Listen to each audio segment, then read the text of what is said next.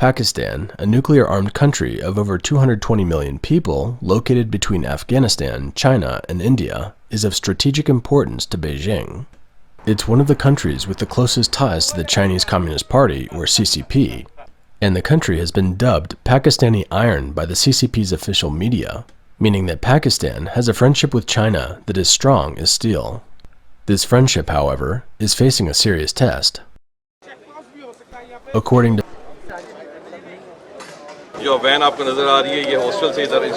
this van, which you see here, was coming to this institute from a hostel. We have an initial report of 4 casualties that have not yet been identified. Initial reports suggest it was an explosion, but we have to verify.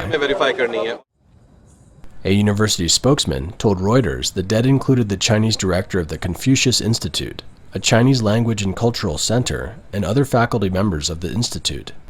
Karachi's local police chief told the media that surveillance footage from the scene showed a man in a burqa approaching the van, where an explosion occurred moments later. The blast was the first major attack in an urban area of Pakistan since the newly elected prime minister took power in April 2022. He condemned what he called a cowardly act of terrorism. Pakistan's Foreign Office statement said, "The cowardly incident is a direct attack on the Pakistan-China friendship and an ongoing cooperation." The Baloch Liberation Army, or BLA separatist group, claimed responsibility for the blast, adding in an email sent to Reuters that it was carried out by a woman suicide bomber. The BLA attacked 2 army bases in a southwestern province earlier this year, killing 7 soldiers, and it lost 13 of the attackers in a gun battle with the Pakistan Army. Baloch separatist guerrillas, who claim that they are fighting for a greater share in regional resources of mines and minerals, usually attack gas projects, infrastructure, and the security forces. They argue that Beijing's Belt and Road Initiative has captured lucrative mining and energy projects in the region, and locals don't see the benefits and are resentful. The bombing is a continuation of a series of cases from last year. On July 14, 2021, a suicide bomber detonated a bus in northern Pakistan. The bus was on its way to the construction site of the Dasu Dam project in the Cape Province, which was contracted to a Chinese construction company. The shuttle bus plunged into a valley after exploding, killing 13 people, including 9 Chinese workers. Another 28 Chinese workers were also injured. 2 weeks later, on July 28th, a shooting incident occurred in Karachi. 2 masked men on a motorcycle opened fire on the car in which 2 Chinese engineers were riding. One of the Chinese engineers was shot 4 times. The other engineer and a Pakistani driver were not injured in the attack. On August 20th of the same year, a suicide bomb attack on Gwadar Port targeted a car carrying Chinese nationals, killing 2 children and injuring 3 others, and the BLA claimed responsibility for the attack. On April 21st of the same year, the Chinese ambassador to Pakistan also came close to a bomb attack. A car bomb exploded in the parking lot of the luxury hotel where he was staying, for which the Pakistani Taliban claimed responsibility. This year's bombing took place in Karachi, a port city in southern Pakistan. It indicates that the Chinese are becoming victims of a growing number of terrorist attacks on the CCP's One Belt, One Road targets in Pakistan. The Belt and Road is a plan announced by the CCP in September 2013.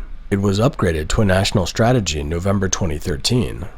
The plan includes a total of 66 countries and regions, 12 in ASEAN, 8 in South Asia, 18 in West Asia, 5 in Central Asia, 7 in the Commonwealth of the Independent States, and 16 in Central and Eastern Europe. It intends to make huge investments in infrastructure, including the construction of railroads, highways, airports, and other large-scale projects. Many countries have accused the Belt and Road Initiative, or BRI, of not helping those countries, but only robbing them of their resources.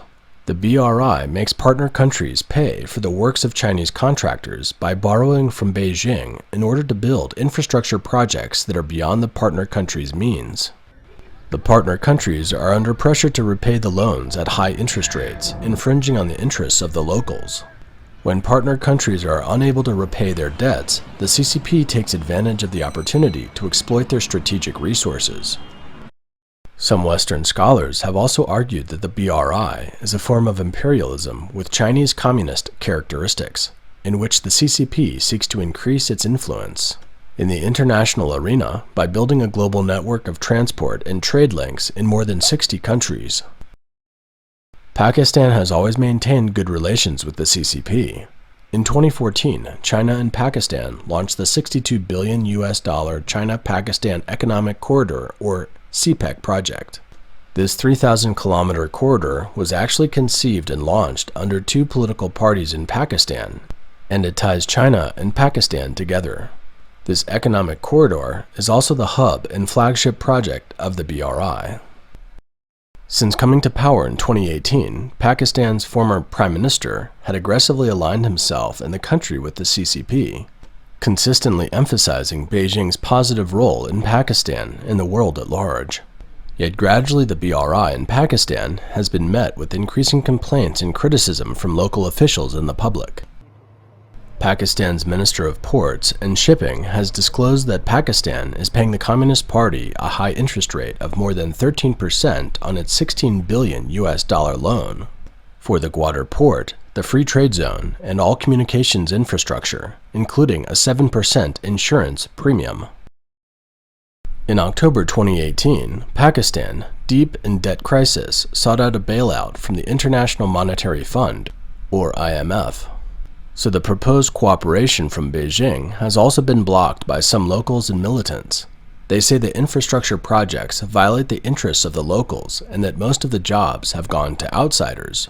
Moreover, the CCP is keen to invest in Pakistan because there is no oversight there, making it easier for corruption to take hold.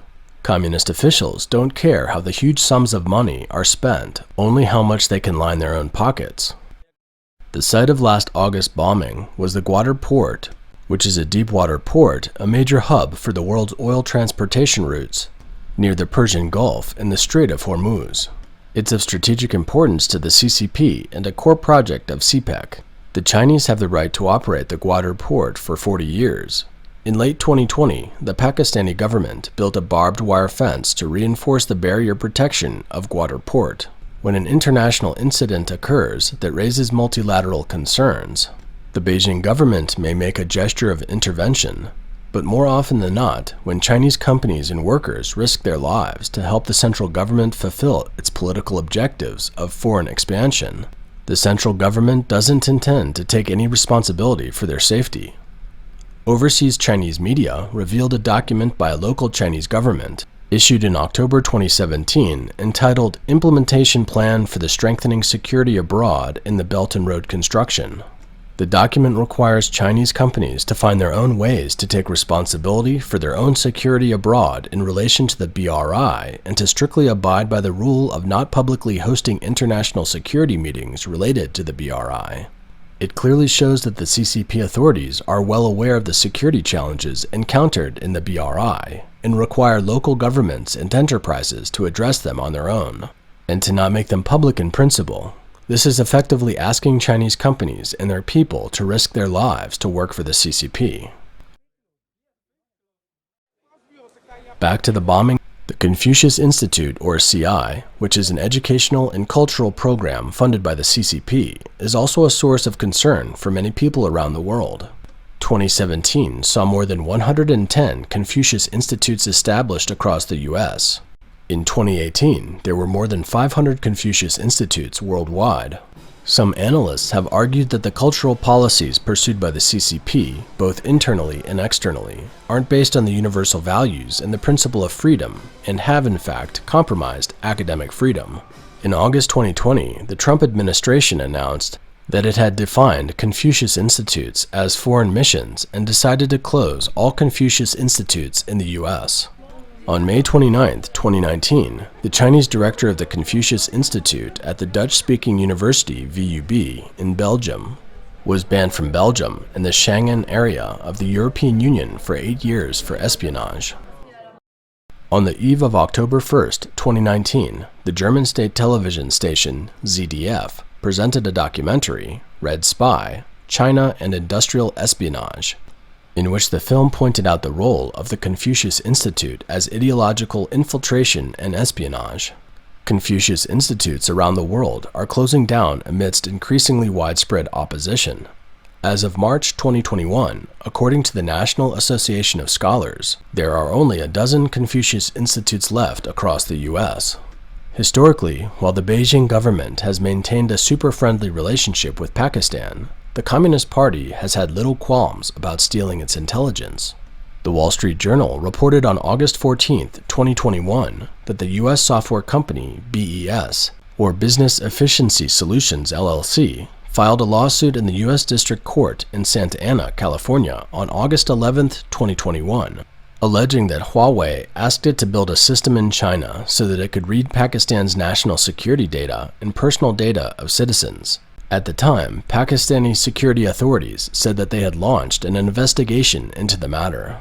The fate of the Confucius Institute seems to indicate the downfall of China's Red Party. Pakistan, which the CCP claims to have a solid friendship with, is also beginning to worry about the CCP. On April 10, 2022, Pakistan's National Assembly passed a no-confidence motion against Prime Minister Imran Khan, who was thus removed from office. Although no prime minister has ever served a full term in Pakistan since independence in 1947, Imran Khan is the first prime minister in history to be removed from office as a result of a no-confidence vote. In February, Imran Khan attended the opening ceremony of the Beijing Winter Olympics and held talks with the CCP leader Xi Jinping. In an interview with the official Chinese media, Global Times, on February 5th, Imran Khan said he was fascinated by the CCP's approach to governance and development model, and that Pakistan should learn more from the Communist Party. Pakistan's foreign and defense policy has long been in the hands of the military. Khan also proudly claimed since coming to power that he and the military were in complete agreement on policy decisions. However, the cordial relationship between Khan and the military soon changed due to a series of issues related to the economy, anti-corruption, and epidemic outbreaks. Khan's admiration for the CCP and his anti-American leanings caused him a rift with the military. On April 11th, Pakistan's National Assembly elected opposition leader Shehbaz Sharif, the brother of former Prime Minister Nawaz Sharif, as the country's new Prime Minister. Khan continued to suggest in the weeks leading up to his overthrow that the U.S. conspired with his political opponents to overthrow his government in order to punish him for developing close ties with China and Russia. Washington rejected this allegation, as did the Pakistani opposition as well as the military. The input had been given.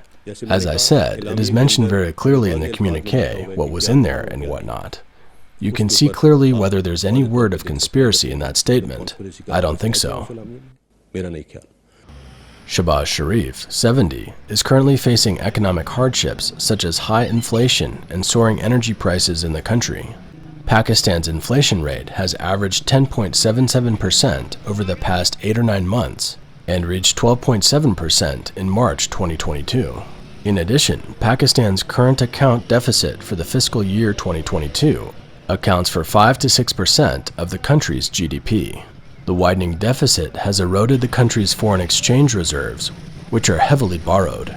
On March 25, 2022, the country's bank reserves were reduced by 40% to $12.05 billion, compared to a high of $20.1 billion in August 2021.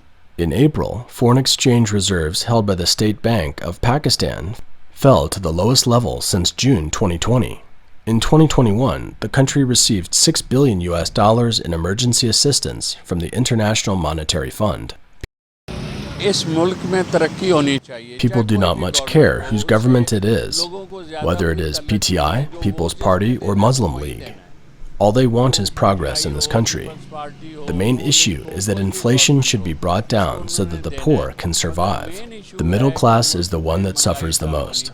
The white-collar person gets hit most by inflation because he has to manage things in such a way that he can maintain and keep up appearances. So whoever comes into power, they should be able to control prices, industries should thrive, there should be overall progress. On relations with the U.S., the new Prime Minister believes it is vital for Pakistan to maintain good relations with the U.S. The new Pakistani government said on April 12th that it would engage constructively and positively with the U.S. to advance common goals of regional peace, security, and development. The new Prime Minister, the Sharif family, has also taken a more moderate stance on relations with India. These are in line with the military's current attitude. Presumably, the change of the Prime Minister and the growing public resentment of the CCP in Pakistan will undoubtedly cause Beijing some concern about whether its ironclad friendship with Pakistan would begin to rust as a result.